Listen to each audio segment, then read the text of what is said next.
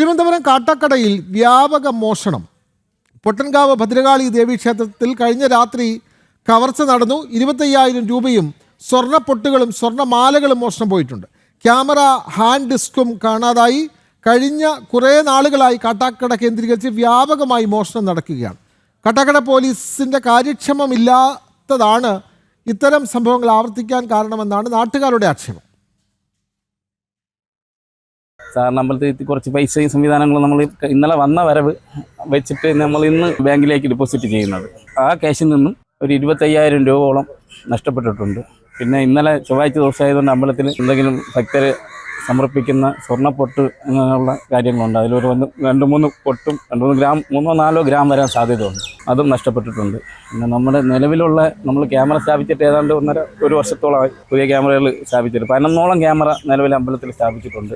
അതിൽ നിന്നും 5 ക്യാമറ നഷ്ടപ്പെടുത്തുകയും 5 ഭാഗത്തായിട്ടുള്ള 5 ക്യാമറയാണ് നഷ്ടപ്പെടുത്തുകയും പിന്നെ അതിൻ്റെ ഹാർഡ് ഡിസ്ക്, അതായത് നമ്മൾ കാണാൻ പറ്റാത്ത സാഹചര്യത്തിൽ നിലവിൽ അത്രയ്ക്ക് നല്ല ബുദ്ധിപരമായി തന്നെയാണ് കള്ളൻ ആ കാര്യം ചെയ്തിട്ടുള്ളത്. ഹാർഡ് ഡിസ്ക് ഉൾപ്പെടെ അവർ കൊണ്ടുപോവുകയും ചെയ്തിട്ടുണ്ട്. നിലവിൽ സ്റ്റേഷനിൽ അറിയിച്ചിട്ടുണ്ട്. CI സാറിനെ വിളിച്ചിട്ടുണ്ട്. CI സാർ വരുമെന്ന് പറഞ്ഞിട്ടുണ്ട്. അവർ വന്നാൽ മാത്രമേ ശ്രീകോവിലിൻ്റെ കാര്യങ്ങൾ എന്താണെന്നുള്ള കാര്യം പറയാൻ പറ്റും. കാട്ടാക്കടയിലാണ് മോഷ്ടാക്കളുടെ ശല്യം വർദ്ധിച്ചു വരുന്നത്. അവിടെ ക്ഷേത്രത്തിൽ വലിയ മോഷണം നടന്നിരിക്കുന്നു. സ്വർണ്ണപ്പൊട്ടുകളും സ്വർണ്ണമാലകളും ഒക്കെ കവർന്ന്, അതുകൂടാതെ CCTV ക്യാമറകളടക്കം കവർന്ന സാഹചര്യമുണ്ട്. പോലീസിൻ്റെ അലംഭാവം തന്നെയാണ് അവിടെ മോഷണം വർദ്ധിക്കാൻ കാരണമെന്നാണ് നാട്ടുകാരുടെ അഭിപ്രായം. വിവരങ്ങളുമായി പ്രശാന്ത് ശങ്കരമംഗലത്തിൽ ചേർന്നു. പ്രശാന്ത്, ക്ഷേത്രത്തിൽ നിന്ന് എന്തെല്ലാം കവർച്ച പോയി എന്നതിൻ്റെ കണക്കുകൾ പുറത്തു വരുമ്പോഴേ ഈ മോഷണത്തിൻ്റെ വ്യാപ്തി മനസ്സിലാകുകയുള്ളൂ. ക്ഷേത്രത്തിൽ മാത്രമല്ല, അവിടെ നിരവധി വീടുകളിലുമൊക്കെ തുടർച്ചയായി മോഷണം നടക്കുകയാണ്. കാട്ടാക്കടയിൽ കള്ളന്മാരെ കൊണ്ട് ജീവിക്കാൻ വയ്യാതായി. അങ്ങനെയല്ലേ പ്രശാന്ത്? വിനോദെ, കാട്ടാക്കട കേന്ദ്രീകരിച്ച് ഈ കുറച്ച് നാളുകളായിട്ട് വ്യാപകമായിട്ട് മോഷണം നടക്കുന്ന ഒരു സാഹചര്യമാണ് നിലനിൽക്കുന്നത്. വലിയ രീതിയിലുള്ള മോഷണമാണ് ഈ കാട്ടാക്കട കേന്ദ്രീകരിച്ച് നടക്കുന്നത്. അതും കഴിയാത്ത, ജീവനും സ്വത്തും ജീവിക്കാൻ കഴിയാത്തൊരു നിലയിലേക്ക് മാറുന്നൊരു സാഹചര്യമുണ്ട്. നേരത്തെ കാട്ടാക്കടയിൽ തന്നെയുള്ള പൊട്ടൻകാവ് ധർമ്മശാസ്ത്രത്തിൽ മോഷണം നടന്നിരുന്നു. ഇപ്പോൾ ഏറ്റവും പൊട്ടൻകാവ് ക്ഷേത്രത്തിലാണ്, ദേവീക്ഷേത്രത്തിലാണ്. അവിടെ നിന്നും ക്യാമറയുടെ ഹാർഡ് ഡിസ്കുകൾ, CCTV ക്യാമറയുടെ ഹാർഡ് ഡിസ്കുകൾ മോഷ്ടിച്ച് നടത്തി. ഒപ്പം 25,000 രൂപയും സ്വർണ്ണപ്പൊട്ടുകളും സ്വർണ്ണമാലകളും മോഷണം പോയി. ഇങ്ങനെ ഭക്തർ അർപ്പിച്ച കാണിക്കകൾ അടക്കം മോഷണം പോകുന്നൊരു സാഹചര്യമാണ് ഉണ്ടാകുന്നത്. ഇത് വലിയ രീതിയിൽ കാട്ടാക്കട കേന്ദ്രീകരിച്ച് മോഷ്ടാക്കളുടെ സംഘം വിലസുന്നു എന്നാണ് നമുക്ക് മനസ്സിലാക്കാൻ കഴിയുന്നത്. വ്യാപകമായിട്ട് ഇത്തരം മോഷണ ശ്രമങ്ങൾ നടക്കുന്നു.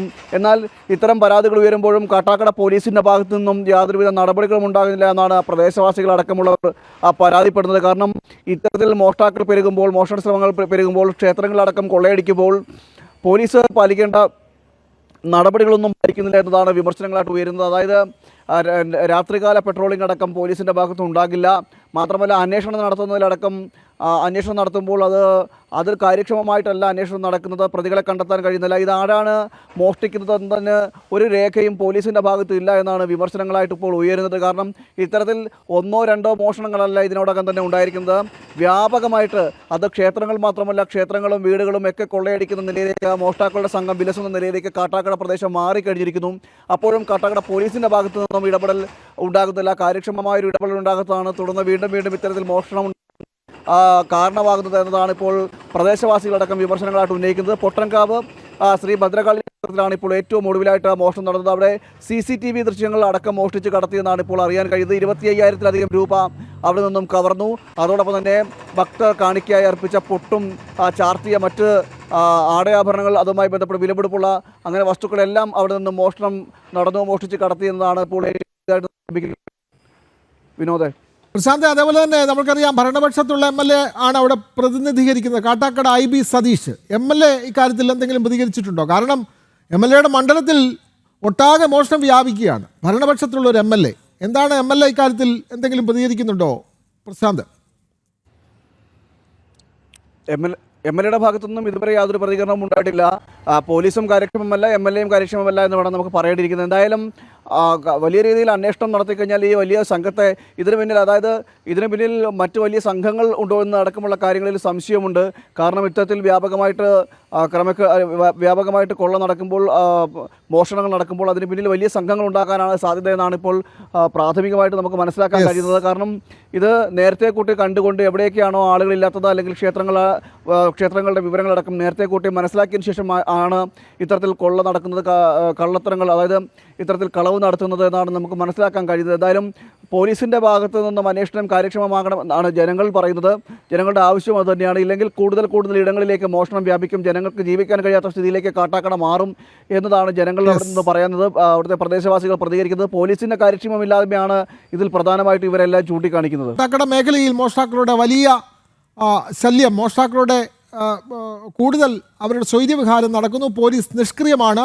കാട്ടാക്കട MLA IB സതീഷും ഇക്കാര്യത്തിൽ വേണ്ട രീതിയിൽ പ്രതികരിക്കുന്നില്ല, അല്ലെങ്കിൽ വേണ്ട രീതിയിൽ ഇടപെടുന്നില്ല എന്നുള്ള ആക്ഷേപവും നാട്ടുകാർക്കുണ്ട്. വിവരങ്ങൾ നൽകുകയായിരുന്നു പ്രശാന്ത് ശങ്കരമംഗലത്ത്.